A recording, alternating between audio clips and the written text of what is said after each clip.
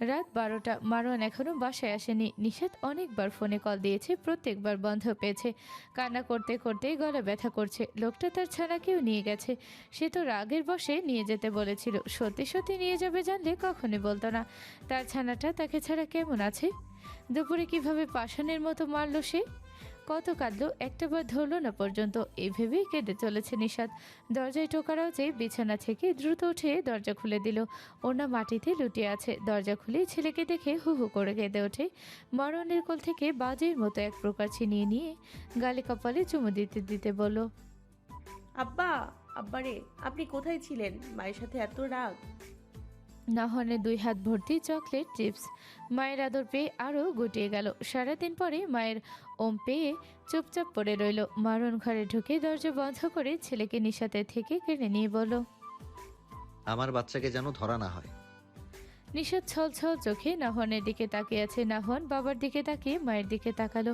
মারণ ছেলের হাত মুখ ধুয়ে দিয়ে গামছা দিয়ে মুছিয়ে দিয়ে বিছানায় বসিয়ে বাথরুমে চলে গেল। নিশাত এই ফাঁকে নাহনকে কোলের মধ্যে ঢুকিয়ে অজস্র চুমু খেলো। পিঠে হাত বুলিয়ে বলল, ব্যথা পেয়েছেন আব্বা? নাহন ঠোঁট ফুলিয়ে হেসে বলল, বেতা নাই। নিশাত আবারও ছেলেকে কোলে ঢুকিয়ে আদর করতে লাগলো। মারণ বাথরুম থেকে বেরিয়ে এসে মা ছেলের কাণ্ড দেখতে লাগলো। নাহন বাবাকে দেখে বলল, একটু মাল কোলে উঠছি, কেন উঠেছিস? এক্ষুনি নাম। একটু তাকিয়ে। মরণ গামছা দিয়ে মুখ মুছতে মুছতে নিশাতের পাশ দিয়ে হেঁটে যেতে যেতে বলল, শত্রুর বীজ পেটে নিয়ে গর্ভ নাকি দূষিত হয়ে গেছে? শত্রুর বাচ্চার সঙ্গে কিসের মিত্রতা আবার? বহুরূপী। আমি বিস্ময় নিয়ে চেয়ে আছি। নেত্রযুগল যেন সিন্ধুর ঢেউ, ইন্দ্রনীল নয়ন মেলে ঝাপটালো পলক। আমি ডুবে গেলাম এক ঝলক। কাঠিন্য ভরা লোচনে দেখি উত্তাল পারাবার, নীল সমুদ্রে খুঁজে বেড়ায় উজ্জ্বল সীতাহার। চাই একটুখানি হৃদ লহরীর দিদার, নীলাদ্র খুলবে কি সেই দ্বার। নেওয়াজ সাবিরের কণ্ঠে থেমে গেল। উপস্থিত সকলের দৃষ্টি তার উপর নিবদ্ধ। মার্ভজেন, মোন্তাজির জায়েদ, আজরাক, সাইফার সবাই যার যার কাজে ব্যস্ত ছিল। হঠাৎ নেওয়াজের কণ্ঠে কবিতা শুনে এক লহমায় সকলের কাজে ফুল স্টপ পড়ে গেল। সবাই উপস্থিত থাকলেও জিনান আধাম সেখানে অনুপস্থিত। মোন্তাজির নেওয়াজের উদ্দেশ্যে বলল, গোয়েন্দাগিরি ছেড়ে কবি হয়ে গেলেন নাকি মিস্টার নেওয়াজ? নেওয়াজ পিছনে হাত দুটো বেঁধে প্রত্যুত্তর করল, ভাবছি হয়ে যাব। এত বিখ্যাত কবির ভিড়ের নিজেকে বড্ড বেমানান লাগছে। কথা শেষ হতে না হতেই আগমন ঘটল জিনান আধামের। হাতে মোটা মোটা দুটো ফাইল, উপরে বড় বড় করে লিখিত আর্জেন্ট। বোঝা যাচ্ছে আজকে ডবল খাটুনি যাবে। জিনানকে দেখে নেওয়াজ থেমে গেল। মোন্তাজির বলল, কি অবস্থা এতক্ষণ হেডের রুমে? জরুরি তলব। জিনান এসেই নিজের বরাদ্দকৃত চেয়ারে ধপাস করে বসে শার্টের বোতাম খুলে হা করে বাতাস খেতে লাগলো। খানিক বাদে মুখ খুলল, বুঝলেন মিস্টার, জীবনে আমার সুখের কমতিই ছিল না। আমি ছিলাম অ্যাডভেঞ্চার প্রেমী। আমি বিশ্বাস করতাম অ্যাডভেঞ্চার ছাড়া লাইফ মূল্যহীন। তাই ছোট থেকেই রিস্কি কাজগুলোতে আকর্ষণ অনুভব করতাম। নিজের বিশ্বাসকে পরিপূর্ণতা দিতেই হয়ে গেলাম সিক্রেট এজেন্ট। ব্যাস, সেদিন থেকেই জীবনে অসুখের কমতি নাই। বলে ফোঁস করে দম ছাড়ল জিনান। মোন্তাজির তাকে সমবেদনা জানালো। মার্কজেন কম্পিউটারের স্ক্রিনে চোখ রেখে মাউস নাড়াচ্ছে। আজারাক সাইফার পায়ের উপর পা তুলে বসে চেয়ারে পশোপাশ ঘোরাচ্ছে আর সকলের কথা শ্রবণ করছে। নেওয়াজ এবারে মুখ হলো। ভাই, রিফ্রেশের জন্য একখানা কবিতা শোনায়। জিনান আগ্রহী হয়ে বলল, obviously brother, please continue. Newaz একটু আগের কবিতাখানা আবারও আবৃত্ত করতে লাগলো। জিনানের সরু চাহনি নেওয়াজের দিকে নিবদ্ধ হলো। নেওয়াজ এক ভ্রু চেয়ে তার দিকে চেয়ে বলল, চাই একটুখানি হৃদলহরীর দিদার, নীলাভ্র খুলবে কি সে দ্বার। মোন্তাজির সূক্ষ্ম নজরে উভয়কে পর্যবেক্ষণ করে কৌতুক স্বরে বলল, আপনাদের চক্ষু প্রেম হচ্ছে নাকি? আমরা কি দোষ করলাম ভাই? নেওয়াজ চোখ সরিয়ে হালকা হেসে পকেট থেকে আরেকটি কাগজ বের করতে করতে বলল, আপনাদের জন্যেও আছে। মোন্তাজি নড়ে চড়ে উৎসুক দৃষ্টি ফেল। নেওয়াজ ভাস্কৃত কাগজটি খুলে পড়তে শুরু করলো। Beneath his ocean eyes, 1,000 untold poems sleep, where silence shows like tides in secrets deep. তার সমুদ্র দৃষ্টির অন্তরালে ঘুমিয়ে আছে হাজারো অপ্রকাশিত কবিতা, যেখানে গভীর রহস্যের নীরবতা ঢেউয়ের মতো দোদুল্যমান। মার্ভজেন এ পর্যায়ে মুখ খুলল। জাস্ট কিউরিয়াস, হঠাৎ এই প্রেমময় কাব্যিক আলোচনার স্পেসিফিক কারণ আছে কি? নেওজ চেয়ারে বসে রিল্যাক্স মোডে বলল, আসলে হয়েছে কি, খুবই মনোযোগের সহিত ফাইল ঘাঁটছিলাম। হঠাৎ ফাইলের মধ্যে এত রোমান্টিক রোমান্টিক কবিতা চিরকুট পেয়ে খুশি হয়ে গিয়েছিলাম, কিন্তু পরক্ষণে মনে পড়লো, আরে সালা, আমার চোখ তো নীল নয়, আবার সমুদ্রের মতোও নয়, তাহলে আমি খুশি হচ্ছি কেন? মার্ভজেন মন্তাজের ভাবনার মশগুল হলো। কি মনে করি মার্ভজেনের সরু চাহনি জেনানের উপর পড়ল, যার চোখ বর্তমানে ফাইলে আবৃষ্ট। মন্তাজেরও তার চোখ অনুসরণ করে সেদিকে চাইল। হঠাৎ নিজ আসন ছেড়ে উঠে এসে বলল, আধাম সাহেব, আপনার রাখিতে আমার নয়ন মিলাতে চাই, অনুমতি প্লিজ। জিনান লেখা স্থির রেখে ফাইল থেকে মুখ উঠিয়ে চাইল। মন্তাজি তড়ি বাজিয়ে বলল, কি যেন একটা মিলছে মনে হচ্ছে। ইউরেকা পেয়ে গেছি, নীলি নীলি আঁখি। আজারাক সাইফার চেয়ার ছেড়ে উঠে নিজের কোট ছেড়ে মুনতাজিরের পাশ ঘেঁষে হেঁটে যেতে যেতে বলল, এটা মিলাতে এতক্ষণ লাগলো মিস্টার মুনতাজির? ইন্দ্রনীল নয়ন, নীলাভ্র, হিজ ওশান আইজ, যখন বলেছে তখনই তো বুঝে যাওয়ার কথা। মুনতাজির চোখ তীক্ষ্ণ করে বলল, আমি আসলে ভেবেছিলাম নেওয়াজ সাহেবের তার জন্য কবিতা লিখলো কিনা। কথাটাই সূক্ষ্ম খোঁচা ও রসিকতার আজ। নেওয়াজ মাথার পিছনে হাত রেখে পায়ের উপরে পাতলে বসেছিল। মুনতাজিরের কথা শুনে লাফিয়ে ওঠার ভঙ্গিতে বলল, হোয়াট? আমার কবিতা আপনাদের শোনাতে যাব কোন দুঃখে? ওয়েট, কি? মানে বিয়ে, আই মিন বউ আর কি। আমার বইয়ের কবিতা এখানে বলবো কোন লজিকে? What a common sense. Azrak file নিয়ে হেঁটে আসতে আসতে বলল, তার কমন সেন্স রেস্ট নিচ্ছে, ডোন্ট প্যানিক। মুনতাজির বাঁকা হেসে নেওয়াজের দিকে চাইল, যেন এসবে তার কিচ্ছু যায় আসে না। সে উৎফুল্ল ভঙ্গিতে জিনানের কাঁধে হাত রেখে ভ্রু নাচিয়ে বলল, কার? মার্ভজেন এবার ঘাড়ে মেসেজ করতে করতে বলল, আপনার জন্য তো নয়, আপনি এত খুশি হচ্ছেন কেন? সিঙ্গেল সম্ভবত।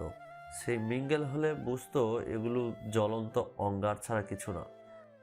নেওয়াজের ঝটপট উত্তর। আজারাক নিজের বড় দুকৃত চেয়ারে বসে বলল, শুনুন মিস্টার মুনতাজির, ওটা তার একান্ত, কেউ তাকে উদ্দেশ্য করে লিখেছে, তাই তাকে জেরা করা বন্ধ করুন। একান্ত কথা একান্তই থাকা শ্রেয়, দোকান্ত হলেই সমস্যা। কি দরকার অন্যের পার্সোনাল বিষয় শোনার? মুনতাজির ভ্রু কুচকে বিড়বিড় করে বলল, নিরামিষ। নেওয়াজ বিরস মুখে বলল, mister Cipher, don't be hyper. It's just for fun, don't take it seriously. Azara কথা না বাড়িয়ে কফিতে চুমুক দিয়ে কাজে মনোনিবেশ করলো। বাকিরাও কাজে মনোযোগী হলো। পুরো অফিস কক্ষে নীরবতা নেমে আসলে জিনান চেয়ারে হেলান দিয়ে মাথা চেপে ধরল।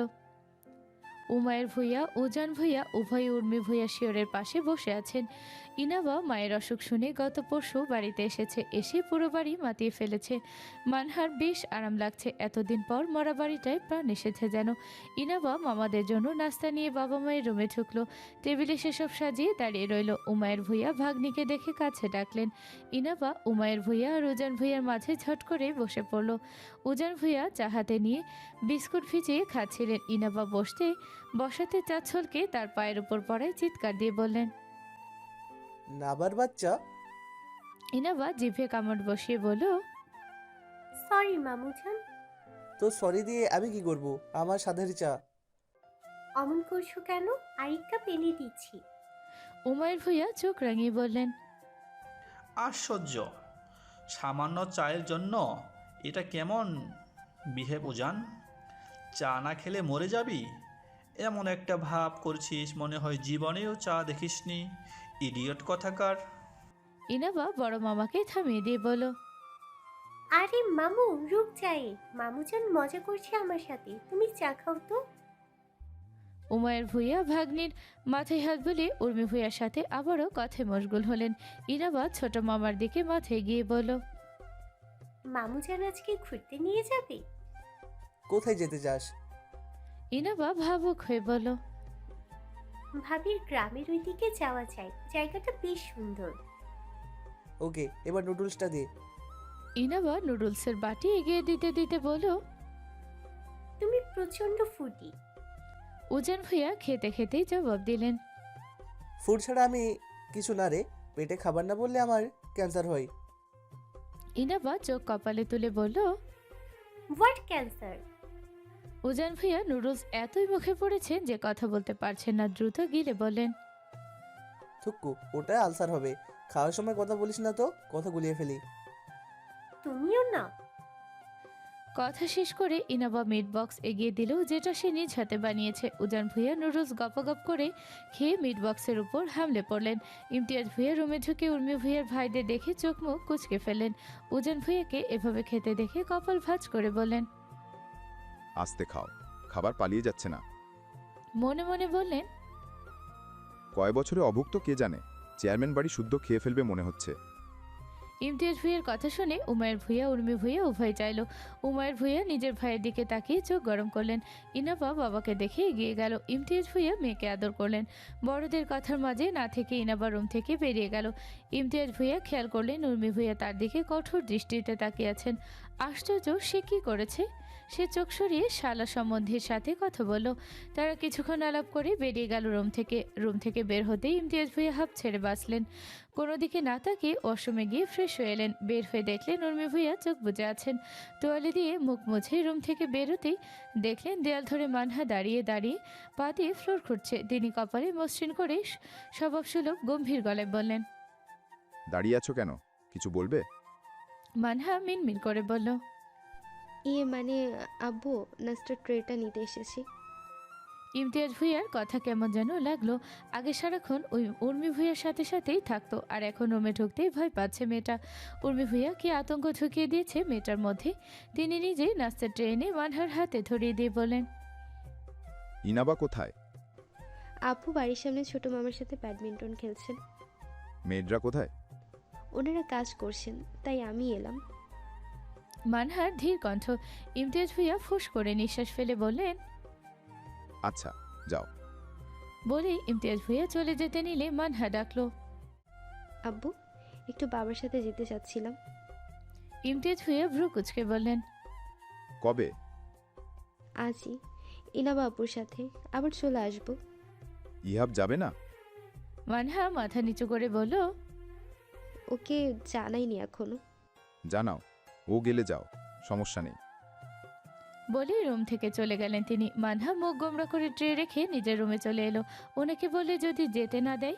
গত রাতে ফোনে কার সাথে যেন রাগারাগি করেছে, আবার খুব সকালে গম্ভীর মুখে বাহিরে বেরিয়ে গেছে, তাই কিছু বলতে ভয় পাচ্ছে। তার সাথেও যদি রাগারাগি করে। ফোন হাতে নিয়ে কয়েকবার ডায়াল করতে গিয়েও ফিরে আসছে।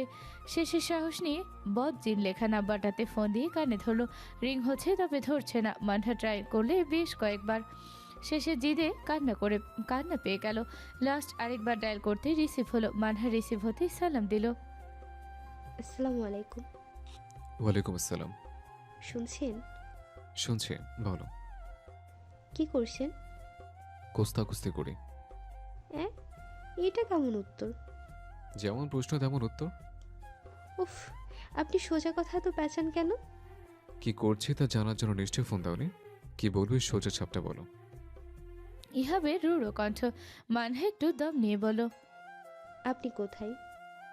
এই তো কাজের সামনে। কোস্তাকুস্তি শেষ, কবুল বলবো। মানহা চিল্লিয়ে বলো। কি? আপনি কি আমার সাথে মশকরা করছেন? তোমার কি মনে হচ্ছে? মশকরাই তো মনে হচ্ছে। ওপাশ থেকে ইহাবের উত্তর। তোমার কথা আমার মস্করা মনে হচ্ছে। মানহা দাঁত খিচে বলল। আমি মশকরা কি করলাম? করনি? মানহা তাতে দাঁত চেপে বলল। না। ও আচ্ছা, ফোন দিয়ে জিজ্ঞেস করছো কি করছেন, আপনি কোথায়। এগুলো মস্করা নয় তো কি, আশকারা। তুমি জানো না এই টাইমে আমি কোথায় থাকি, কি করি? মানহার নিজের প্রতি নিজের মারাত্মক রাগ হলো। সে তো এমনি জাস্ট কথাগুলো বলছিল, এত খেপে যাবে তা তো বোঝেনি। লোকটার মাথা যে গরম সেটা কথাতেই বোঝা যাচ্ছে। মানহা বোধহয় আরও রাগিয়ে দিল। এখন যদি বাবার বাড়ি যাওয়ার কথা বলে তাহলে কি করবে ভাবলেই গায়ে কাটা দিয়ে উঠছে। সে আর কথা না বাড়িয়ে বলল। আচ্ছা, ভুল হয়েছে আমার, আপনি কাজ করুন। বলেই ফোন কেটে বন্ধ করে রাখলো। কান্না পাচ্ছে তার, তবে কাঁদলো না। শক্ত হয়ে সব কাজ করলো। ইনাবা তাকে অনেকবার যেতে সাধলেও সে না করে দিল। শেষে না পেরে ইনাবা তার মামাদের সাথে একাই ঘুরতে চলে গেল। মানহা রুম আটকে পড়ে রইল। রাত 10টা নাগাদ ইহাব আসলো। নিজের রুমের সামনে এসে দরজা বন্ধ দেখে কয়েকবার ধাক্কালো। একটু পর দরজা খোলার আওয়াজ হলো। ইহাব রুমে ঢুকে দেখলো ঘর অন্ধকার। সে কপাল কুঁচকে লাইট জ্বালালো।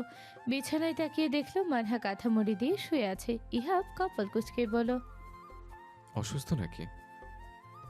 কোনো উত্তর এলো না। ইহাব সেদিকে আর না ঘেটে তড়িঘড়ি ঘামার্ত শার্ট খুলে এসির পাওয়ার বাড়িয়ে দিল। ডিভানে কিছুক্ষণ বসে ঠান্ডা হলো। ওয়াশরুমে গিয়ে ফ্রেশ হয়ে আসলো। মানহাকে আগের ন্যায় দেখে কপালে ভাঁজ পড়ল। ইহাবের মুখ মুছে মানহার পাশে বসলো। কাঁথা সরাতে গেলে মানহা শক্ত করে ধরে রাখলো। ইহাব জোর খাটিয়ে তা সরিয়ে দেখলো মানহার চোখ মুখ ফুলে আছে। সে অবাক হয়ে বলল, কি হয়েছে তোমার? চোখ মুখের এই অবস্থা কেন? খাওয়া করনি? মানহা শক্ত হয়ে বলল, আপনার চিন্তা না করলেও চলবে, সরুন। ইহাব অবাক গলায় বলল, আশ্চর্য, কাঁদছো কেন? মেরেছে কে? আমি তো মারিনি। তাহলে? মানহা দাঁতে দাঁত চেপে বলল, সুখে কাঁদি, আমি তো মানুষ না, রোবট, তাই খালি ভ্যাটকাবো। ইহাব মানহার পাশে শুয়ে পেছন থেকে জড়িয়ে ধরে বলল, এতক্ষণ পরে স্বামী এসছে, ব্যাটকাবে না তো কি লাটকাবে? মানহা ফোপাতে ফোপাতে বলল, ব্যাটা যাক, কাজের সময় নাই, বাইরে থাকলে রাজার ব্যাটার সাজে, ঘরে আসলে রোমান্স খোঁজে।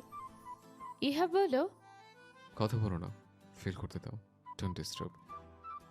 মানহা নিজের কথা উত্তর না পেয়ে নড়ে চড়ে বলল, কালকে ভাইয়ের কাছে চলে যাব। ইহাব তা শুনে মানহাকে চেপে ধরে গুনগুন করে গাইল, তুমি আমার রোম্যান্স, আমি তোমার পাপ্পি, শালা ব্রোকে কাটটি। মানহা ধস্তাধস্তি করে কোনো রকম বলল, ভাইয়া জানলে মারবে আপনাকে লাথি। নিশাতের সাথে মারওয়ানের মাঝে অদৃশ্য যুদ্ধ চলছে। কেউ কারোর সাথে কথা বলছে না। উভয় নির্লিপ্ত। ছেলেকে মাধ্যমে হিসেবে ব্যবহার করে কথাগুলো বলছে। নিশাত রান্নাঘরে রাতের রান্নার আয়োজন করছে। আজকে করবে রুই মাছ ভুনা আর পাতলা ডাল। হঠাৎ কি মনে করে মারওয়ানের নাম্বারে ডায়াল করে ছেলের কানে ধরিয়ে দিয়ে বলল, বাবাকে শুধু বলবে আজকে মাছ আর ডাল রান্না হচ্ছে। বাকিটা মারওয়ান আজাদ বুঝে নিবে। রোজ রোজ গোস্ত ভাত খেতে চায় কেন? কোন দেশে নবাব? নাহন ফোন কানে নিয়ে বসে আছে। মারওয়ান ধরলে নাহন বলল, বাবা আজকে মাছ ডাল রান্না হচ্ছে। ওপাশ থেকে মারওয়ানের চোখ কুচকে গেল। বলল, আচ্ছা, বাবা টককে তাড়িও। আনবো না। না। রাখ পান্ডা। আচ্ছা রাখি।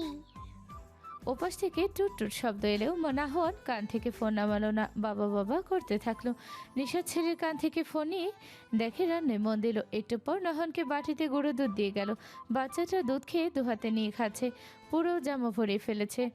খাওয়া শেষ হতেই মায়ের কাছে গিয়ে বলল, মা খেয়েছি। নিশাত ঘুরে নাহনের এই দশা দেখে মাথায় হাত দিল। এসব কি করেছো? নাহন ফোকলা হেসে বলল, একটু দুধ খেয়েছি। নিশাত ছেলের হাত মুখ সব ধুয়ে দিতে দিতে বলল, দুধ এভাবে খায়, সব ভরিয়ে ফেলেছে। বুকের কাছে জামার ওপরের গুঁড়ো দুধ ঝেড়ে পরিষ্কার করে দিল। তারপর ছেলেকে কোলে নিয়ে রান্না করতে লাগলো। রান্না শেষে অজু করে এশার নামাজে দাঁড়ালো। নাহন মায়ের পাশে নিজের ছোট্ট টুপি পরে দাঁড়িয়ে গেল। নামাজ শেষে 2 মা ছেলে কোরআন তিলাওয়াত করেছে নিশাত। আর তার কোলে বসে চুপটি করে বসে তা শুনছে নাফওয়ান। প্রার্থনা শেষে স্কুলের পরীক্ষার খাতা দেখতে বসে গেল নিশাত। দরজায় কড়া নাড়ার শব্দে উঠে গিয়ে দরজা খুলে দিল।